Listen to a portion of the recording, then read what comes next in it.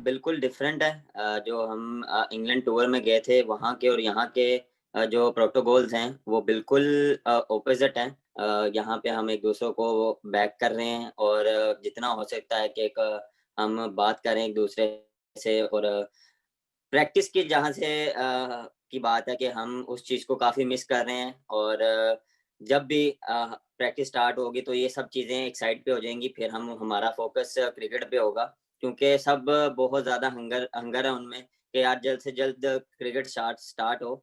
और हर हर दूसरा बंदा यही चाह रहा है कि जल्दी से जल्दी क्रिकेट स्टार्ट हो, क्योंकि सब मिस कर रहे हैं।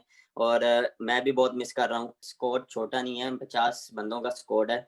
तो इनको हैंडल करना भी एक काम है। और इनमें सीनियर्स प्लेयर्स का काफ़ी रोल अदा है कि वो जो जो क्योंकि 4 ग्रुप बने हैं, तो उस ग्रुप में हर एक ग्रुप में जो सीनियर है वो हैंडल कर रहा है, वो लीड कर रहा है। उससे बॉन्डिंग बढ़ती है। उसमें ये है कि आप सब इकट्ठे होते हैं, फिर जब आप बात करते हैं एक दूसरे के साथ, ये नहीं कि आप सिर्फ ये करें कि यहाँ क्या हो रहा है। फिर आप इंडिविजुअल भी जो भी आपकी इधर उधर की बात, क्रिकेट की बात होती है, फिर क्रिकेट से हट के फैमिलीज़ की बात होती है, तो इससे आपका की टीम बॉन्डिंग बहुत अच्छी बनती है। पाकिस्तान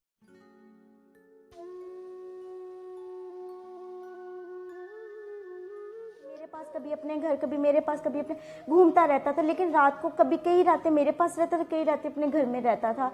वक्त इसी तरह गुजरता रहा क्योंकि मैं घर में अकेली होती थी।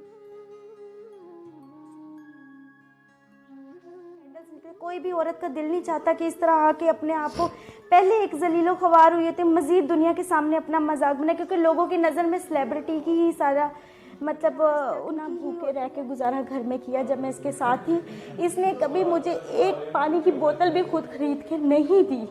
एक पानी की जो बोतल होती वो भी खुद के। बाबर आजम को ये भी चीज़ चुभती थी कि ये पढ़ी लिखी है, लोग मुझे तंज करते हैं। उस दौरान बाबर को ये लगता था, क्योंकि एक्चुअल बाबर सिर्फ मजबूर थी, मजबूरी के तहत हम लोगों के रिलेशनशिप्स इस हद तक हुए जो मैंने आपको पहले भी बयान किया कि नहीं होने चाहिए थे, बगैर निकाह के जायज़ नहीं थे। लेकिन मुझे मजबूरन पाकिस्तान को रिप्रेजेंट करना एक ऑनर की बात है।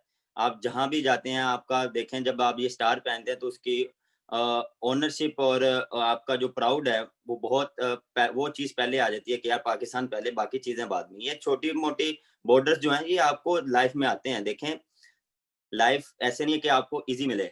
कोई ना कोई ब्रिजेस आते हैं, ऊपर-नीचे होते हैं, आपको उसको फेस करना पड़ता है। आपको उसको टैकल करना पड़ता है, किस हिसाब से आप उसको टैकल करते हैं, किस हिसाब से उसको मैनेज करते हैं। तो वो चीज़ आप ये प्रोफ़ेशनल एज़ अ प्रोफ़ेशनल भी आप ये चीज़ें हर चीज़ क्रिकेट में भी आपको मुश्किल सिचुएशन आ सकती है, मुश्किल का सिचुएशन में फँस सकते हैं, तो वो आप कैसे निकलते हैं। तो ये भी लाइफ़ का भी हिस्सा है कि आप लाइफ़ से कैसे निकलेंगे, ये आप बिल्कुल हमारे पे थोड़ा-सा टाइम आया है। हमें यहाँ पे हमारा जो प्लस पॉइंट ये है कि हम एक दूसरे के साथ बात कर रहे हैं, हम जल रहे हैं सारे, एक दूसरे को उठा रहे हैं, जिसका भी जो भी प्रॉब्लम होता है हम उसको उठाते हैं। तो ये फिर जब क्रिकेट स्टार्ट होगी तो ये सब चीज़ें साइड पे हो जाएँगी और हमारा फोकस सिर्फ क्रिकेट पे। पाकिस्तान को रिप्रेजेंट करना एक ऑनर की बात है।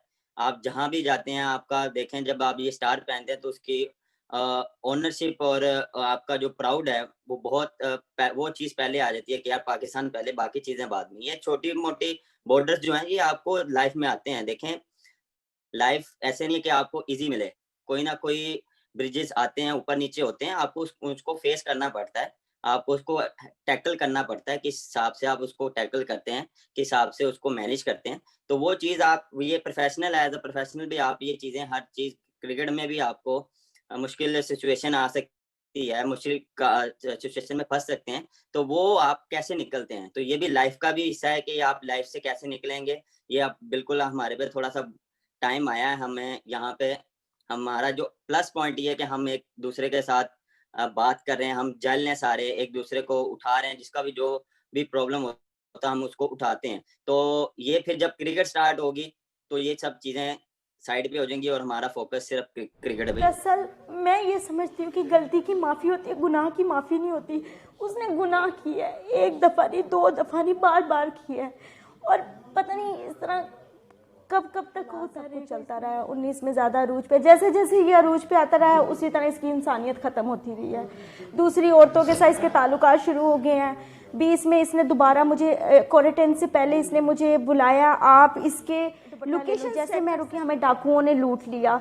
3 लड़के आए गन पॉइंट पे, बाबर का उसी टाइम न्यू मोबाइल जो था वो पकड़ के ले गए। बाबर ने उसी टाइम अपने ही नंबर से 15 की कॉल की, 15 की कॉल तो आईफोन 4 सीरीज से लेके आईफोन 8 प्लस तक मैंने इसको परचेज करके दिए हैं। तो उसके कोई शवाहिद हैं? या ऑफ कोर्स आई हैव, ये देख सकते हैं आपके ये सारे वो 2017 में एक दफ़ा लगा था जब इसने मुझे बहुत मारा और मेरे से पैसे वगैरह लिए और मुझे एजेंसी हरासा किया बड़ा इसने, तो मैंने पुलिस कंप्लेन इसकी कर दी थी। जब मैंने इसकी पुलिस कंप्लेन की है बेगम कोर्ट लेकर गया, वहाँ पर जाकर जब इस्तिकाते हमल के बाद इसने मुझे फिर दोबारा यही बोला। हॉस्पिटल में लेकर गए थे मुझे, इसने आके ना फोर्स किया इस्तिकाते हमल के लिए। मैंने इसकी बात को डिनाई कर दिया कि मैं ये काम नहीं करूँगी, क्योंकि इस दौरान आपकी शादी हो चुकी थी? नहीं हुई थी, शादी नहीं हुई थी। शादी तो मेरी आज भी नहीं हो सकी उसके साथ, आज भी उसने मेरे साथ शादी नहीं की।